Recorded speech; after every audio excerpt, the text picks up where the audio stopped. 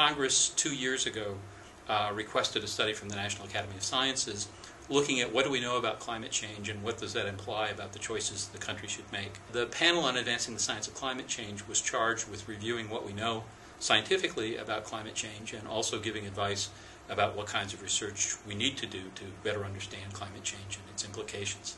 The biggest conclusion from the report is that the climate is changing. It is largely due to human activities, and we're already beginning to see effects on ecosystems and human systems that are of importance to people. Each of those conclusions comes from several different lines of research, so that there's no one data set, there's no one analysis, there's no one research group that's critical to that. It's multiple kinds of research using multiple data sets conducted by multiple researchers around the world, all of which seem to be leading us to the same conclusion. There's a pretty conservative process in terms of how we come to conclusions.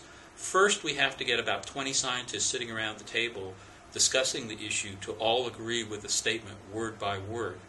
Then, every word that we write in what is now a 350-page report is sent out to 20 independent reviewers. They made, in the case of our recent report, 600 comments. We have to respond to every one of those comments to their satisfaction.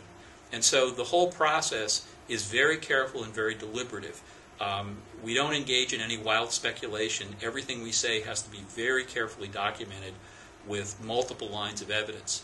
So it's a pretty arduous process to go through, but the end result is that we have pretty clear statements about the science. We know the climate is changing. We know it's beginning to affect systems that really matter to people, both ecosystems and human systems. And so we have basically two ways to respond to that. One is that we can limit the amount of climate change, primarily by reducing the amount of greenhouse gases that we emit. And the other is to adapt to climate change, to anticipate what kinds of changes will happen and begin to make plans so that the human systems and ecosystems are ready to respond and aren't too adversely affected by them. One of the most important things we can do in response to climate change is to reduce energy consumption. If we save energy, it has a benefit in terms of climate change. It has a benefit in terms of other kinds of pollution. It saves the household money. It helps the U.S. balance of trade. It takes income away from some countries in the world that perhaps aren't the best countries for us to be dealing with.